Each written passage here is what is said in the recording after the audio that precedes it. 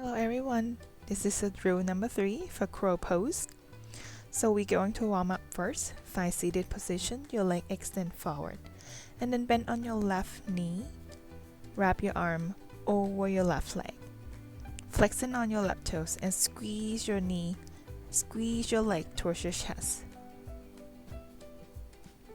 And you may stay still or rock side to side. Relaxing your hips and your knees.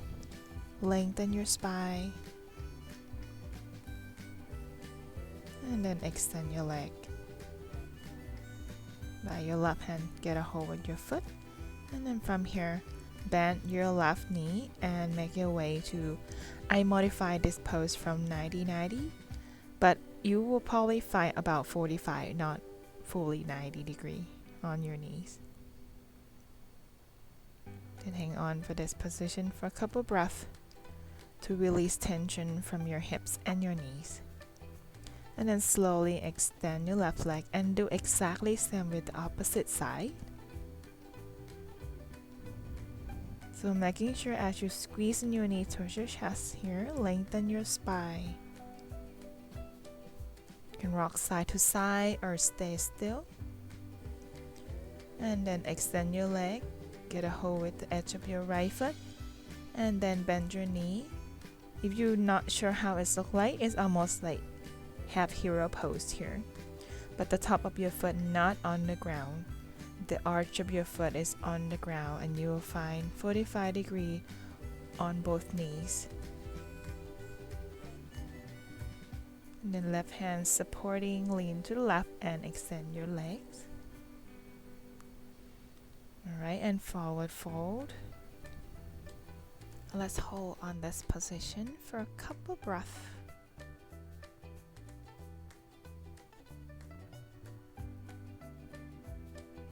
Then slowly come back up.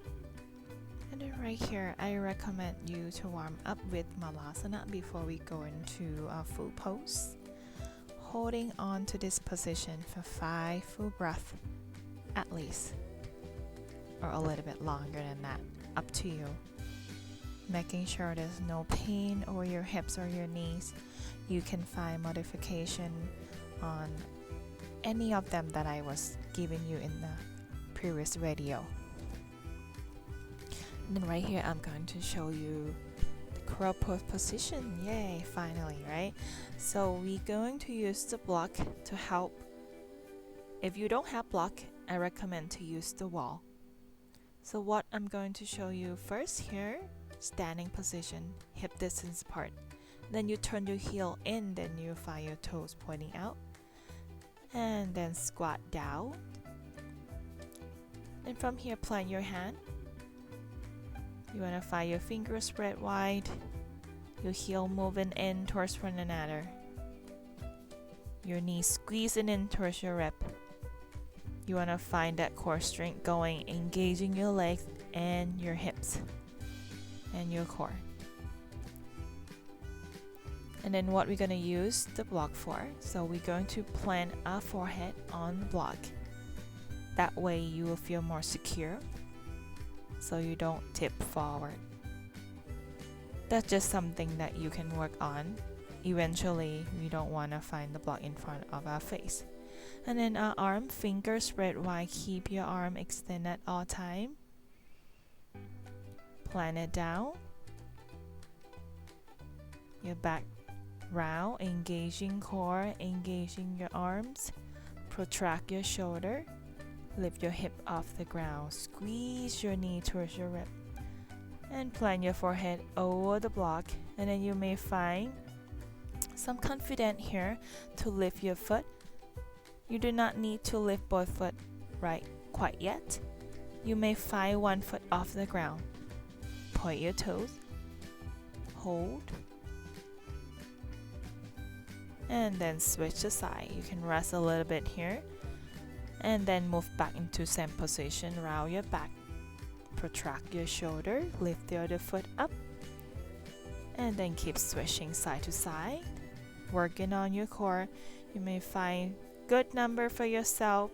Sometimes you may find 5 times or 10 times of lifting each foot. Just play around with it and have fun.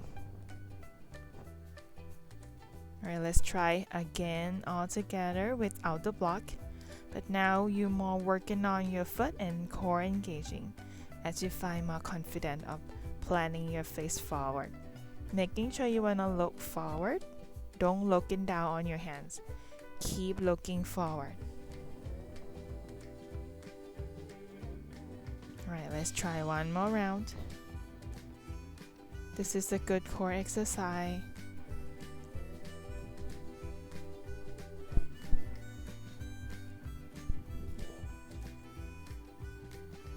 And you may find both foot off the ground. If not, that's okay. And then extend your leg, lift your hip up, forward fold, and slowly roll back up. Grasp your hand, press your palm up towards the sky, and you may twist side to side here. Alright, and our next exercise, we're going to still using the block, but you might need only one block. So this time we're going to use the block with our foot. This exercise is really nice. It will help you to have a better idea of how much core engagement you would need, how much leaning forward you would need, and also how high your foot should be lifting up. Alright, plant your hand down and set yourself up for crow pose. So lift your hip off the ground, squeeze your knee towards your rib, plant your knees over your elbow, and planting your foot on the block. Lean forward, engaging your core, protract your shoulder. Then from here, start to lift either foot first, fine. Lift off the ground one foot and then switch to the other. Maybe you'll find a good number of 3 rounds for each leg, and then rest down. Then I recommend to repeat this process about 2 to 3 rounds. And making sure you're having fun doing this.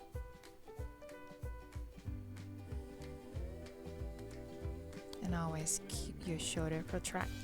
Round your back, engaging your core. Alright, and let's stretch it out before we move into a full pose with Paschimottanasana or forward fold over your legs. Alright, and let's move on into our full pose. Engaging your core, protract your shoulder, lift your foot off the ground. So I recommend to do 3 rounds at least. If you would like to do more than that, you are welcome to. And most of all, you need to have fun doing all of this. And if you don't get it today, it's okay. Keep practicing, yogis. Namaste.